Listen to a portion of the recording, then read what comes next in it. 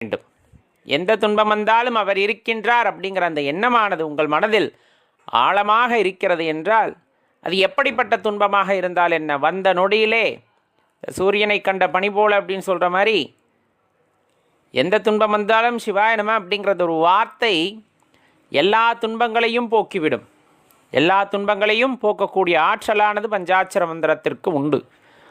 அப்படி இருக்கையில் அந்த பஞ்சாட்சர மந்திரத்தை தொடர்ந்து சொல்லிக்கொண்டே இருக்கும் பொழுது எவ்வினை வந்தால் என்ன, அவ்வினை வந்த வழியை பார்த்து சென்று விடும் அப்படிங்கிற மாதிரி இந்த பஞ்சாட்சர மந்திரத்தை மட்டும் தொடர்ந்து சொல்லி கொண்டிருக்கும் போது வாழ்க்கையில் ஏற்படுகின்ற பிணி அப்படின்னு சொல்லக்கூடியது, இந்த வாழ்க்கையவே சில பேர் அப்படித்தான் பார்ப்பாங்க. இப்படிப்பட்ட அந்த வாழ்க்கை சுழற்சியிலிருந்து, இந்த பிறப்பு இறப்பு சுழற்சியிலிருந்து நம்மை வெளிக்கொண்டு வரக்கூடிய ஆற்றல் படைத்தவர் சிவபெருமான் அப்படிங்கிறத தெளிவாக தெரிஞ்சுக்கணும்.